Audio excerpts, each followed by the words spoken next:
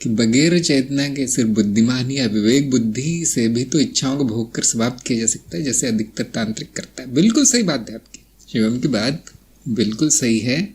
इसीलिए देव योनि से पतन होता है क्योंकि पहुंच तो गए वो पुण्य कर्म करके और तंत्र विद्या से देव योनि पहुंच गए। तांत्रिक कहाँ, सूक्ष्म लोक में, ये स्थूल में नहीं आता। वो कभी कभी आता है जब यहाँ इच्छा प्रकट होती कुछ उसकी, कि 1000 साल पहले मैंने किसी से वादा किया था, हाँ अब आ जाओ भाई मृत्यु लोक में, बस।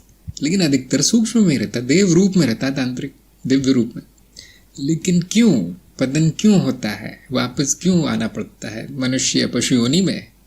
ज्ञान नहीं लिया, चेतना नहीं आई, सिर्फ बुद्धि तक ही सीमित रह गया, वो भी तंत्र वाली बुद्धि तक। उनको ये भी नहीं पता तंत्र कैसे काम करता है। देवी कृपा है बस, तब करके उसने देवी का क्या कहते हैं कृपा प्राप्त कर ली, या अपने से ऊंचे किसी जीव की कृपा प्राप्त कर ली।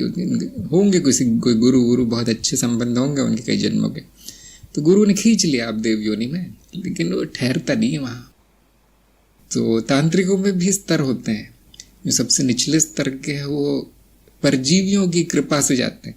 तो उनके कई नाम हैं, उनको देवी देवता हम कह देते हैं, लेकिन निचले जीव हैं, वो भी तांत्रिक खींच लेते हैं देव योनि में। लेकिन फिर उसी कीमत चुकानी पड़ती, उनके स्वयं के कारण शरीर को दान करके, बलि चढ़ा के। कितने जानवरों के कारण शरीर बलि चढ़ाएंगे? वो जो चीज है वहां पर जिसकी पूजा कर रहे हैं आप, वो तो आपका कारण शरीर चाहती है। तो ये सबसे निचला है, और स्वतंत्र तंत्र सबसे ऊपरी है, ज्ञान मार्ग सबसे ऊपर है। देव योनि पहुंच गए, फिर वापस नहीं आना है।